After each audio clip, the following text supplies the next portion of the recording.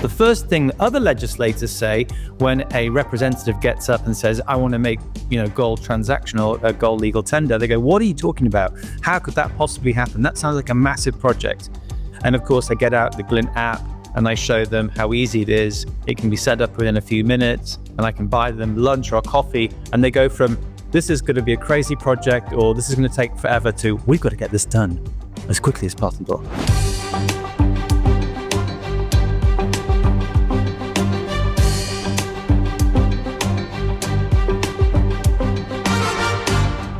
This is Little by Little with Andy Schectman. Well, welcome back, everyone, to a special episode today of Little by Little with my good friend Jason Cozens of Glint. And Jason and I today are going to discuss a topic that we've been talking about offline quite a bit, transactional gold. And Jason is an expert in this area. It's kind of silly that a guy from the UK is an expert on transactional gold in the US, but indeed he is, as he's been testifying all around the country with state representatives. And Jason, as always, my friend, it's nice to see you. You're looking good as usual and debonair in that accent, man. I wish I had that accent when I was younger, picking up ladies at the bar, because it sure goes a long way. And I'm serious about that. I'd almost like to have you record my voicemail, that voice of yours. I guess I'm somewhat being foolish, but it's an honor to have you back here. And I think transactional gold is a big deal. It's something that I've tried to focus on a bit, but you're here today to kind of fill in the gaps and let people know just how real this is, how close we are perhaps to having states re-embrace gold and as legal tender for all debts, public and private, and you're on the forefront of that. So welcome back, my man. How are you? I'm great, thank you. Very, very good. I'm glad to be again talking to the bullion baron himself, and it's always a privilege for me. We've talked about this, I think, once on Resilient Compass. I'm super excited about it, and I've kind of been a bit, reserved really in talking about it. And I've just decided this week we need to shout from the rooftops about this because the legislative session has started. We need to explain to people what are Jason and what is he talking about here? What are you talking about, Andy? So let's get into it because I'm super excited. People need to know this is once in a lifetime opportunity, if you ask me. I agree with that. And in fact, I've said on podcasts before that if you would have told me at any time in my career that we would have states passing legal tender laws surrounding gold and silver, I would have said you're out of your mind. And lo and behold, there's already, if I'm not mistaken, 11 states who have done just that. And how many? Over 20 that have it in front of their legislatures right now? Yeah, I think it's really important to understand the difference between just normal legislation about, the legal tender laws that have come out. Obviously, Utah 2011 made gold and silver specie legal tender. What's happening in this legislative session right now is the ability for people to get their representatives to support the bills that are coming out now for transactional gold bullion. Because the previous legislation was for gold and silver specie, it was for the coins that are minted by the Federal Reserve. It didn't include and didn't make clear that it was for bullion. It didn't make clear it was for transactional gold bullion. And what happened was back then, after that, people got a little bit excited and said, okay, now we can start using gold eagles in transactions and not have to pay capital gains tax, even federal capital gains tax, because this is, as we'll get on to find out, a constitutional right, and the IRS shouldn't be able to tax capital currency. What you're basically saying is that in a state that has passed that law, if you took a handful of gold eagles to buy a tractor from a farm supply store that would accept it, that is a transaction, no capital gains. Now, but if they took those coins and sold them to a gold company like myself, they would still have to pay federal income tax or federal capital gains tax. Is that correct? Is that a fair assessment? Not quite. If you were able to get the manufacturer to let you buy the tractor with gold coins, there would be no state-based capital gains. But this is what the IRS said. They said, listen, the spirit of the Constitution, Article 1, Section 10, Clause 1, is that this is supposed to be for transactional gold. It's for transactions, it's for currencies. And you can't tell us that you can really go into Starbucks and pay for your coffee with a gold eagle. And so they said, look, we're going to classify these as collectibles, which is even worse. It's even I think it's a higher tax. It is. It's 28%. Compared to normal investments. Is that right? Right. That is correct. So actually it got worse for people, not better. And actually during the Biden administration, when they were trying to get clarity on CBDCs, central banking digital currencies, which of course we all think in our little cohort are the biggest threat to civil liberties we've ever faced, the Biden administration made it really clear, clarified this and said, to be legal tender, and not be subject to capital gains tax, something needs to be both legal tender, i.e. authorized by either the federal government or the state, and transactional. And they were trying to basically set it up. So they said CBDCs will be legal tender and with transactional. And they were clarifying that, Bitcoin is transactional, but not legal tender. So what the states are doing now, and we'll go on to talk about that, I've got a little bit of a presentation, is they're going to be saying this is legal tender and transactional. And we're talking about gold bullion here. So this is super exciting. But of course, it's going to need you, if you're a US resident and you're in a state where your legislature is doing this, if you want sound money, this is in your hands right now. Does your presentation give us the states that this is in front of? Yeah, I'll get onto that in a minute. Yeah. Okay. Let's go, shall we? So what we're talking about, this is an economic justice initiative. This is about protecting the rights of the residents in the states, the companies, the institutions. It's about US states using their constitutional power to enhance the economic stability of those citizens, of the businesses, and of the state. Of course, who are Glint?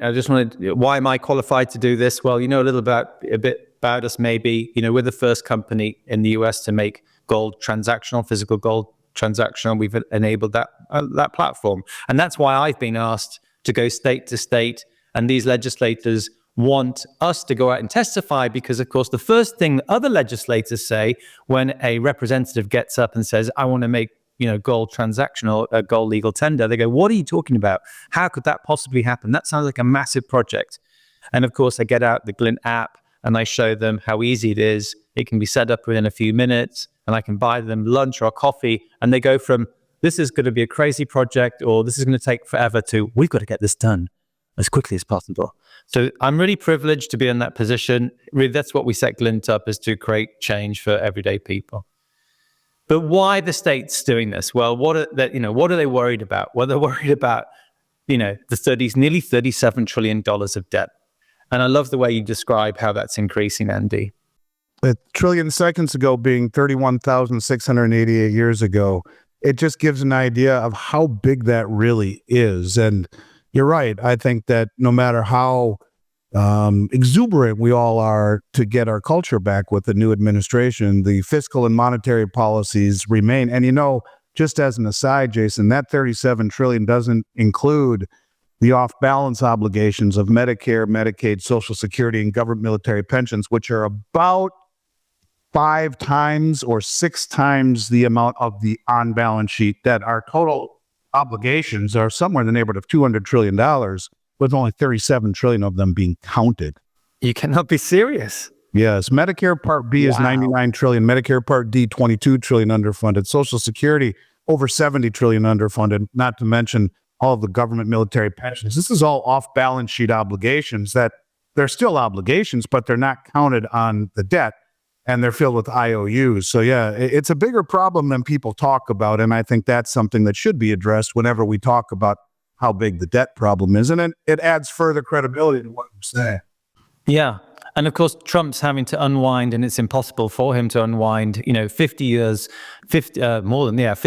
years nearly of this problem building up since we came off the gold standard in 1970. So he might be able to slow it down. No one, I think, expects him to be able to fix it. And of course, the US Senate itself recognized this in Resolution 600 last year.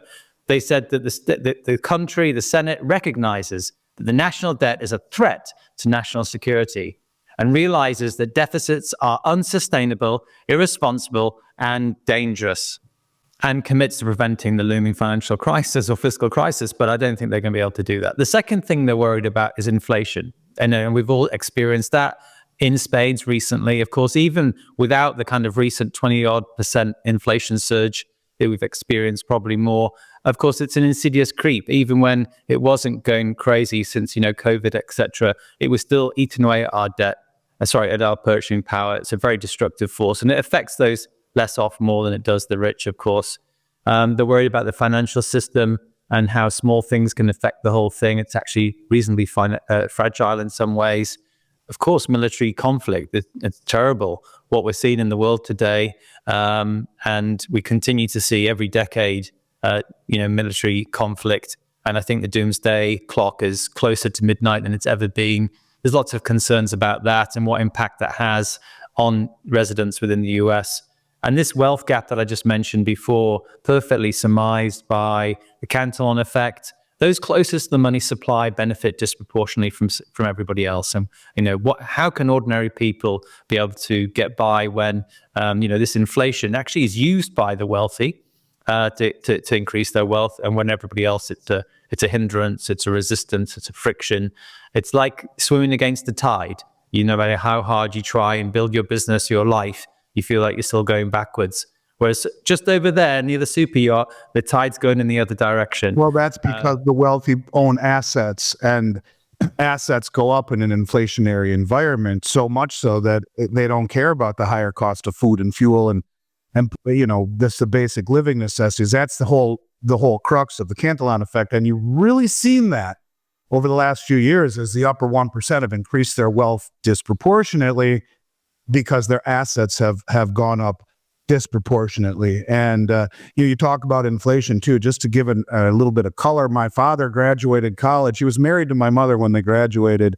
1963, I think he graduated. And he told me, he said, Andy, at $6,500 a year, my first job out of college, Mom and I could live comfortably. You think about that today.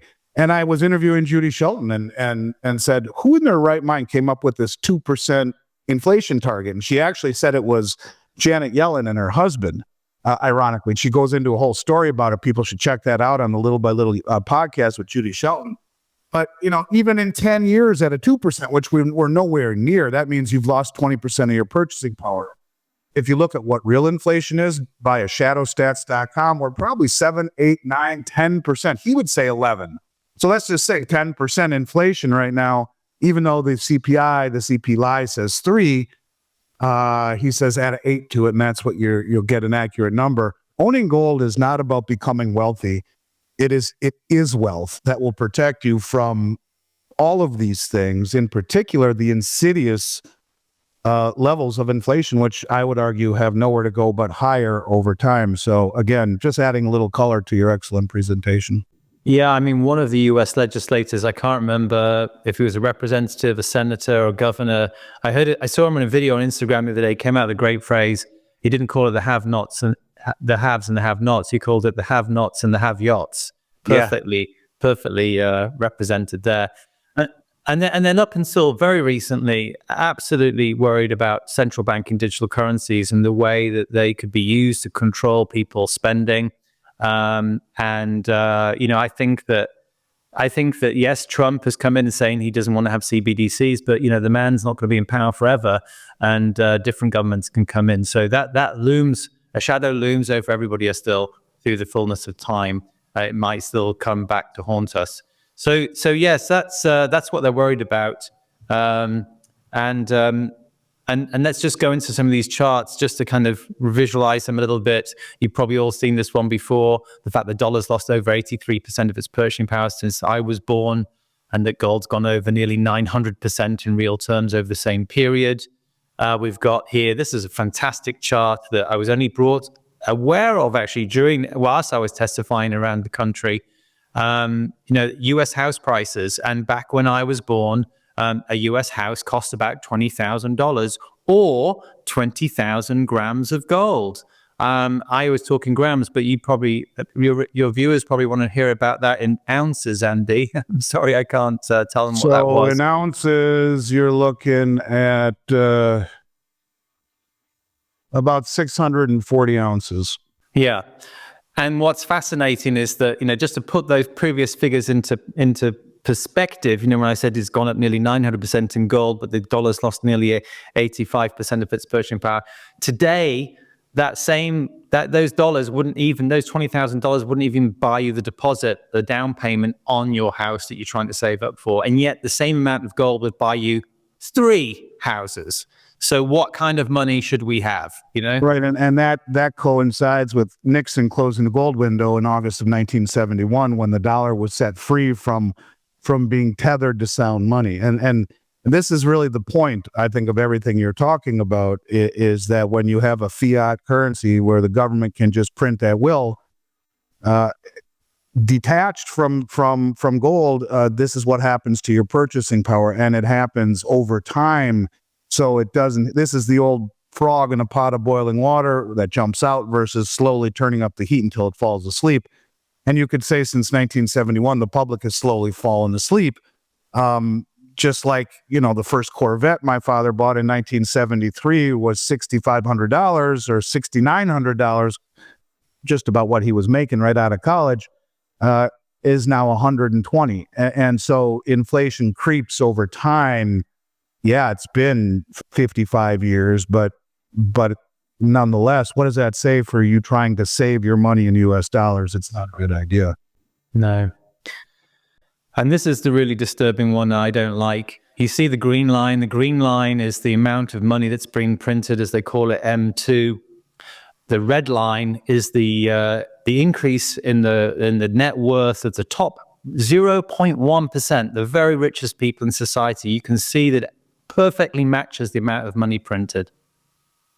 And yet, the bottom 50% of net worth held, the bottom 50% of the country, has anything like the same benefit. And wouldn't you know it, I just Googled, is M2 going up? I thought it was. As of recent data, yes, M2 is currently going up, meaning the U.S. money supply is increasing.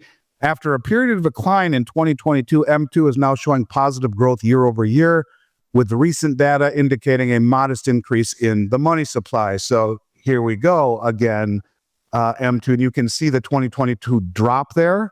And here we go. We're starting to head back up again. So we would expect that the green line to follow. Yeah. And of course, banks can create money ex nihilo, out of nothing, just by typing on the keyboard. Central banks, of course, when no one wants to buy the US government bonds, can step in and do quantitative easing and buy those. This is the problem. And it's the problem that doesn't, Silicon Valley got some wonderful things in tech that they're bringing with AI and all this. They hope to be able to increase the standard of living for everybody. Unfortunately, that's not how it works. The richest in society benefit from any of this technological change before everybody else. They benefit from all the money printing, the hose pipe of money that's being pumped into the economy. And no one wants to seem to be able to talk about this.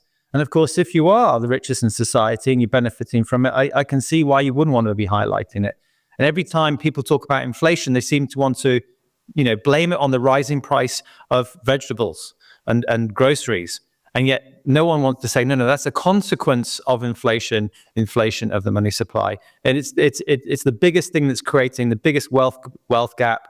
I find it disgusting. And well, that's on purpose too, Jason. That's why they call it the consumer price index. Prices are going up. That's how they determine inflation. It should be the other way around. It should be what is happening with money creation, and money creation, or a monetary event. That is inflation. It is always a monetary event, an increase in the money supply. So as you can see, the money supply is going up, as are our obligations for all of the unfunded liabilities, as we've discussed, on top of fiscal policy that's wholly irresponsible. Even if DOGE is able to trim $1 trillion, they said they wanted to. They backtracked and said one is more doable. You're still adding to the debt every single year, and with less and less people wanting to buy our treasuries, that means more money creation by the Federal Reserve to monetize the debt, buy it themselves. That means inflation is here to stay. That means if you save in dollars, this chart right here, and the ones that you've showed will be to your detriment. And that's the whole idea about holding your money in gold, not about becoming wealthy, but owning wealth as a form of currency, or as a form of the ability to exchange. That's what's so exciting about what you're talking about. And for the first time in my career, I can actually embrace and take part in being able to monetize, if you will, or to utilize gold and silver. sorry to interrupt. I just think No. it's important to kind of add color to this. Yeah, it's really, really important. And a lot of your listeners, if not all of them, will already own gold. But do you know how many other Americans own gold? Well, 79% of Americans, according to the World Gold Council, have either bought gold or are looking to buy gold. So yes, 38% of Americans own it, but there's another 41% thinking about buying it. And some of them are excited about being able to buy it. Now they can get it at Costco, etc. But, what do they do when they want to sell it? What do they do when they have something, they need some money, just part of that? They can't just sell a quarter of that gold bar. What do they do when the capital gains tax comes? So lots of problems there. And of course, nearly 20% of all Americans think it's the best investment. So everybody wants this.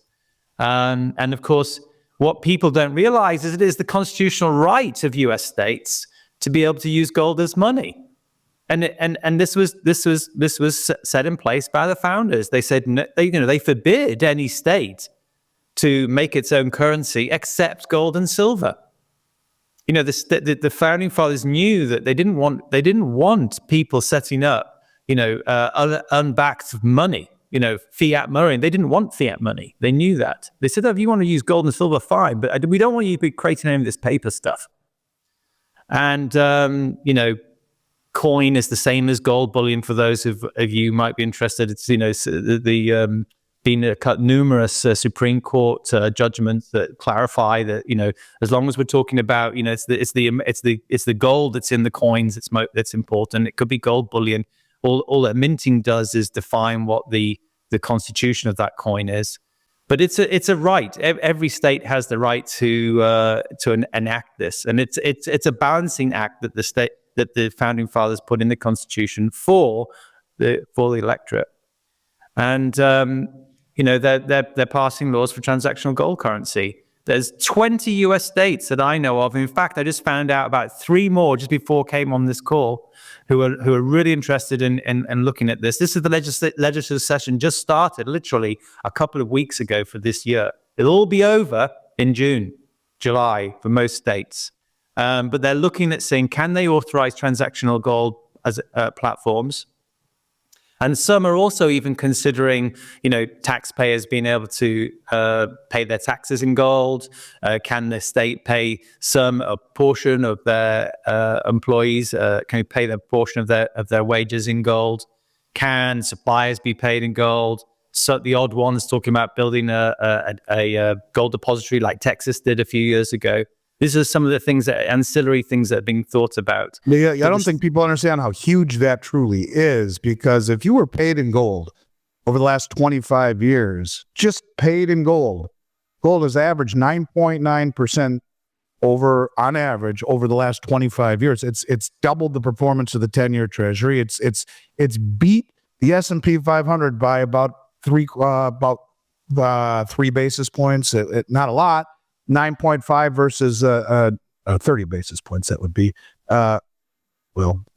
Forget it. Anyways, I'm just saying 9.5% with dividends reinvested average per year for 25 years on the S&P versus 9.9, 4 basis points.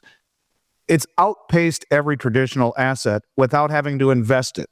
So if you would have been paid in gold for the last 25 years as an employee, you're up 900% over the last 25 years from the beginning, but your assets have appreciated by almost 10% per year in sound money. Another way of looking at that is that the dollar that we measure it against, has gold gone up or the dollar gone down? And so the dollar, through money creation and inflation and whatnot, has fallen in essence almost by 9.5%, 10% per year for 25 years based upon gold's performance. And so I think that's another important point. This is huge. This gives people the ability to save their earnings in sound money. And that's a massive deal if that were to be placed in a real benefit for those state employees, as far as I'm concerned. Yeah, and look, I think I'm pragmatic about it, and I think legislators should be, in that, whether or not whatever you think about what's happening with the dollar, you can't deny that its value is depreciating, but it's still everything's still priced in dollars across the world, never mind across the country. And I think talking to some, there's some legislators I've talked to fully get the whole thing. Other legislators not as enthusiastic, but they still recognize that, for the time being, the dollar is going to remain the main medium of exchange. But why shouldn't people be able to save in gold?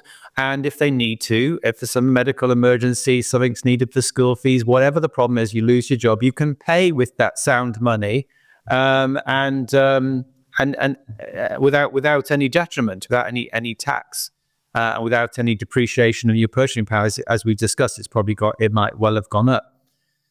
I lost my train of thought there. Oh yeah, so really, for the time being, the dollar is going to be perceived as the stable kind of currency, or the less volatile one. Even though it's losing its purchasing power, it will seem to be less volatile because things are priced in dollars. But of course, there comes a point, and it might be gradual, or it could be a cataclysmic point, when no one wants to buy US treasuries anymore. And the central bank has to step in and do massive quantitative easing to fund those massive liabilities that you were talking about. At that point, we're talking about, the inflation genie coming right out of the bottle. And we could be talking about 15, 16% inflation. And maybe that's the only solution at some point in the future. That's what happens. And why not? I think a lot of the states are thinking, why not wouldn't it be sensible or prudent? Wouldn't it be prudent to already have a parallel gold-based currency authorized by the states and recognized at the federal level, that people can start using more at that point?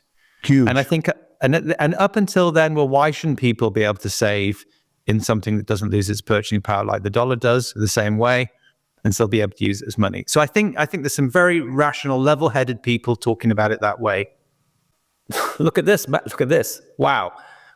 I mean, I don't even know how we're on that. There's at least 20 that I know of, and as I said, three more this morning. If you live in one of these states, maybe, do you? Look at the list.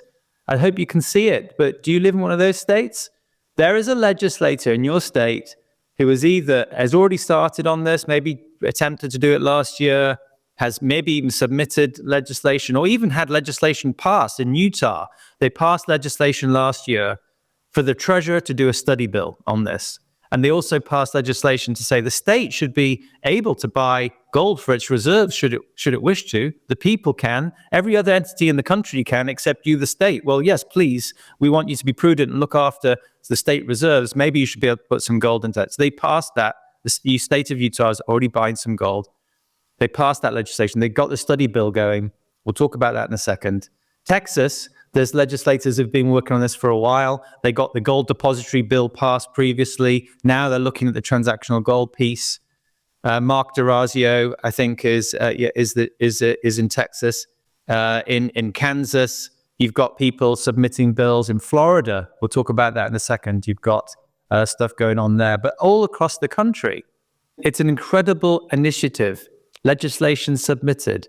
I mean, legislation's in draft. You need to get behind your legislators about this.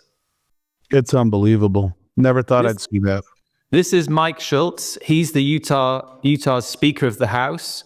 He says, it is important for Utah citizens and businesses to have a variety of options for storing and exchanging the value of their labors, including alternative payment systems and precious metals investments. This is senior leadership getting behind this. I said that last year they passed legislation to set up the treasurer to set up a study into this. Well, Ken Ivory, he's the Utah state representative for this. Marlo Oaks is the treasurer, big supporters of this. But look at the kind of people that were on the study group. Gary Crittenden, former CFO of American Express. Randy Quarles, former vice chairman of the Federal Reserve. This is not a bunch of gold foil tin hat guys like you and me. This is some of the America's highest level, financial institutional royalty. I mean, this and that report has come out. That has been published just before Christmas. Is for everybody to see. And it recommends that the state authorize a transactional gold platform. It recommends that more things go on, like studying into what about paying people the taxes in gold? What about state employees being paid in gold? What about vendors? What about other stakeholders? So Utah, they've started passing laws in regards to this. They've done the study. The studies had some really serious people look into this, and they've said, yeah, why not? We should do this. This is important. And then your beautiful orange state, Jimmy Patronis, Florida State CFO, gold and silver have been trusted assets for thousands of years, and it makes perfect sense to use them as legal tender. This is Jimmy Patronis, I'm launching this study to determine the best way to get it done. I've also included the framework of the study that gold and silver cannot be taxed as property for the purposes of using them as money, because taxing your hard-earned money is immoral. Because effectively what inflation is doing, it's affecting the weights and measures of your money. The Bible talks about that a lot. I'm a good Catholic boy, went to Benedictine school, learned about that. And I see a lot of people talking about that in Florida and Texas. So that study is going to be focusing on gold and silver used as currency for goods and services, and transactional gold and silver exempt from CGT. What amazing momentum from leadership. This isn't just a freshman legislator. This is the very top of the party. So exciting. So some of you will know about Glint already. You might be Glint customers. You might have heard it from Andy or other people. And you might be saying, well, hang on, I can already use gold as money. So why does the state need to get involved?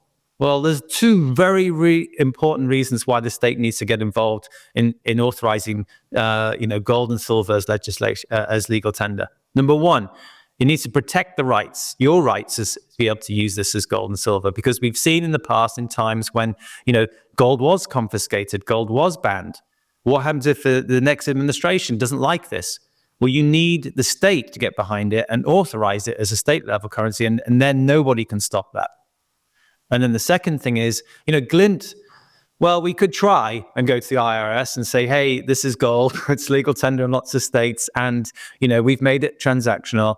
We think you should change it from capital gains, the capital gains policy on this from collectibles, and take it away. But I don't think we'd get very far. It would cost us probably $100 million. The state needs to do this. The state attorney generals need to then talk to the IRS. And I speak to some very senior people in the country, and they don't see that's going to be a bit of a problem if the state does that. So this is why it's important for the state to do it. But it comes back to you, the people. This is the biggest opportunity in my lifetime. It's the biggest opportunity in anyone's lifetime to have sound money authorized. We're talking really about the second authorized currency of the United States of America. I mean, this is crazy. It's like, who would have thought it? As you said, in my lifetime, when I said at Glint, I never thought this was going to happen. Never, for 1 second. And yet now the opportunity, you can vote. Look what happened for those people who didn't like change, this big sweep that happened across America just weeks ago in the election. You can do this at the state level. And if you're a Bitcoin or a crypto enthusiastic person, you can do this and get behind this too, because I'm sure sound money legislation like this is going to benefit the cryptocurrency community. I mean, literally millions of people can get behind it. Find out who your state rep is if you don't know. Email them, call them, tell them you're interested in this. Find out if the legislation is already happening in your state. Find out who the state sponsor is. Find out who the co-sponsors are. Get in contact with them. Say, we want to help. Go to transactionalgold.com. It's a website that I'm following that seems to be keeping things up to date. I spoke to them this morning. They said they're going to try and update it because the active states thing is a bit out of date. Things are happening so fast, it's difficult for them to keep track. So yeah, get off your armchair, get off your office chair. Do it right now before you forget. Go and find out. Your destiny's in your own hands, and we have a democracy and a constitutional system for a reason. But at the end of the day, it's up to you to be able to do something about that. Completely agree. Completely agree. How long does it take, in your experience, to go from study to active legislation? Well, last year when Utah passed their bill, that instructed the treasurer to set up the study and to start buying, given the power to buy gold for the state reserves.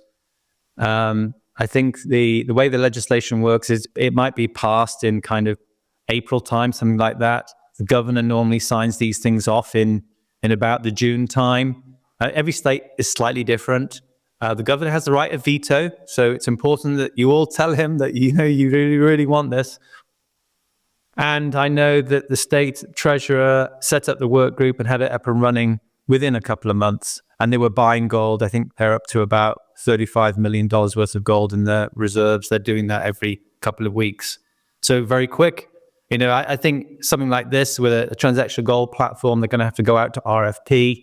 There might be a slight delay. So we'll be talking 6 months, but you're talking about the end of the year, beginning of next at the latest. This is phenomenal. What does RFP mean for people who don't know? Oh, yeah, request for proposal. If the state wants a new telecom system, they're going to put an RFP out to all the telecoms companies and say, hey, what can you provide for us? If the state wants a new toll road built, they'll put it out to RFP, who's going to build the toll road and stuff and run it. Yeah, it's super exciting. It is very exciting. Jason, I appreciate your perspective on this. This is something that I think adds a lot of credibility to why people should own gold, aside from the fact that it's been reclassified the world's only other tier 1 reserve asset by the Bank of International Settlements, besides the fact that we see the central banks buying it and repatriating hand over fist. That's always been an easy talking point, but to bring it closer to home to states that are allowing it to be used for debts like paying your property tax is something that I never thought I would see, and I'm so excited to see the prospects of it. And quite frankly, it does make sense when you see what's happening to the value of our currency in contrast to the steady and solid appreciation of gold in an inflationary environment, even one that supposedly has been benign but now accelerating. It's never been more important. Is there a way for people to find out more about this topic or to support Glint, or things that you think people should know in terms of call to action at this point? Yeah, well, I think the first thing you should do really is download the Glint app, because the Glint app shows you exactly how this type of thing would work. And you can put yourself onto your own personal gold standard today. You don't have to wait for the states, as I said before. Yes, if you're fortunate to have a capital gain, which you are more often than not with gold or silver, certainly with gold, then you're going to pay a capital gains tax. But, we've got a report inside the app that allows you to download something that's created in conjunction with KPMG, one of the biggest financial accountancy firms in the world. We send your anonymous data to them, and they will send you back a capital gains tax report. So when it comes to about this time of the year, you've got to fill in your capital gains for all these transactions that have been going on. You don't have to worry about that. You could just, you've got the report there. You've got what your obligation is clearly lined out. So you can start getting on your own you can start by being on your own personal gold standard straight away. And then, of course, the news that we'll be keeping our clients certainly up to date with developments with this.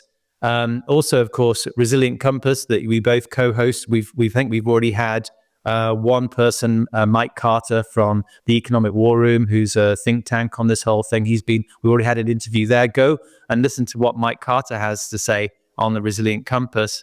And then transactionalgold.com. I know the folks who run that. They're really great people. There's nothing in it for them. They just believe it's important for America to get this done. But they're doing it. You need to get. They need the army. We've had there's the XRP army. There's the Bitcoin army. We need the gold legal tender army. So let's get behind these folks and get it going. All of which I agree. There's one point that I think we're neglecting to mention, and I think it's fair to mention. A lot of people buy physical gold for protection against a lot of the things we're talking about, inflation and the erosion of purchasing power. All of these things, maybe the markets being overvalued and over leveraged and undercapitalized. But how about the banks? I don't think it's practical for people to keep all their money in physical gold. But certainly, I think it's equally as foolish to keep an overpreponderance of your wealth in the banking system, a banking system that is very flawed, that is very undercapitalized and very overleveraged, a banking system that just saw its first failure here in 2025 just last week in Illinois, a trend that I think will continue. Its first bail-in October of last year, 2024, in Lindsay, Oklahoma, for people who want to not keep all of that extra money in the bank, but still have the ability to transact. This is a wonderful place to park your funds in gold or silver, having the ability to access it on a MasterCard. To me, there are a lot of uses for Glint that are not specifically transactional.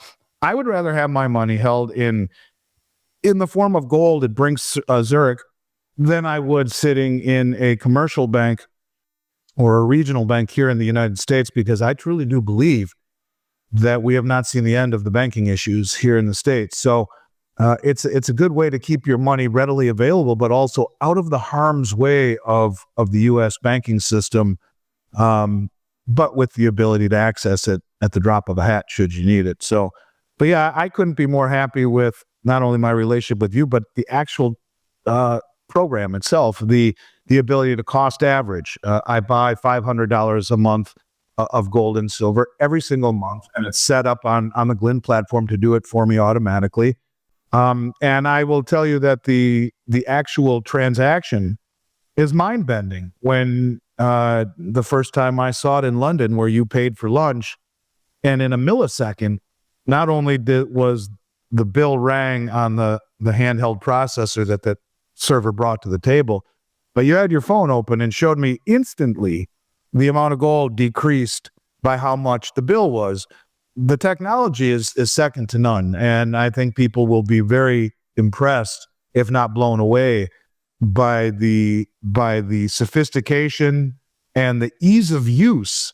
I was able, while sitting at lunch in the UK, after we ordered and before we even got our appetizer, to open up a Glint account and to fund it with my money from my American Express. So I didn't really fund it. I just paid for a first purchase. But you can fund an account too with ACH and wire. Is that not correct? Yes, that's right. Yeah. And so you can fund it. You can put some in US dollars if you want. You can leave it in gold or in silver. But the platform itself is fantastic. I couldn't be more honored to work with you, Jason, to tie in my company's name with such a fine product. Not something I've been apt to do very much in my career, but not only is your operations team, yourself included, the platform elegant and sophisticated, somewhat like you are. I couldn't say enough about it. I thank you for coming on today, and I hope people get something out of this, because yes, you have a business to run, and so do I, but that doesn't take away from the fact that this is an amazing product, one that I think the concept of democratizing gold and silver ownership to everybody is something people should try and embrace. It doesn't matter what your socioeconomic level is. You could spend just a few dollars a week or a month on gold and silver accumulation, and over time, the laws of compounding work in your favor instead of against you. So any final remarks you'd like to chat about, or anything you'd like to say as we sign off? I encourage everybody, obviously, to download Glint. Make sure you type in Andy24 during the onboarding process so we know where you came from. And you get a free MasterCard. Yeah, I forgot about that. Yeah, you'll get a free MasterCard and you'll save you $10. And of course, we believe as well that everyone should have some physical gold bars and coins as well. That's something, of course, that Andy's company provides so well. But I just come back to this, guys. This is a once-in-a-generational opportunity for sound money. Every single person, you should be telling every other sound money advocate that you know about this. You should be writing about it in social media comments. You should be speaking to your friends on the phone. You should whip this up, because this is a huge opportunity. This was happening already last year during the Biden administration, and people had some concerns that the federal government might push back on it. I didn't have my doubts, because this is a constitutional right that was put in place to create balance between the state and the federal government. But now the federal government, I'm sure everyone would agree, is proven to be behind the state powers. They want to and put power back into the states' hands, and this is what states want. But you need to make sure this legislation gets passed. Make sure it happens. I think President Trump has done a great job in giving back the power, whether it be all of his legislation, even going into things like taking back getting rid of the Department of Education and giving the power to the states. Of course, I don't want to get into the Roe versus Wade murky waters, but giving the power back to the states. Even when he was speaking with the mayor of Los Angeles, talking about the power of the state that they have, which is very important. And this is very important as well. I think that's a very interesting point, a very valid point. I also would say, again, Judy Shelton, who will most likely be on the Federal Reserve Board and an advisor to Trump, wants to use 50-year treasuries backed by gold, the only other tier 1 reserve asset. You're beginning to see, I think, gold quietly, at least at the very, very upper levels. Forget about the retail side of things, but at the very, very upper levels, the central banks look at gold in a different way. I think there's never been a better time to embrace something like this. And some people may say, well, isn't Glint and what you do at Miles Franklin kind of conflicting with one another? I don't think they are at all. In fact, I think it's the greatest compliment you could have. I think that having the transactional ability with your gold is phenomenal. It's a big drawback in owning physical metal. This is a way for you to have your cake and eat it too. And at the same time, to mitigate your exposure to the U.S. banking system. To me, it's something I'm very proud to put my name behind and get the word out. Jason, you have a fantastic product, a fantastic company, and I couldn't be more proud to be a small part of it. So, as always, my friend, thank you for jumping on. I know I'll see you here again real soon on another episode of The Resilient Compass, and I'll get this out to the people right away. It's something people need to see, and thanks for coming on and sharing this with us. To be continued, my friend. Thank you, Andy. It's my privilege. Got it. Talk to you soon. Little by Little with Andy Schectman.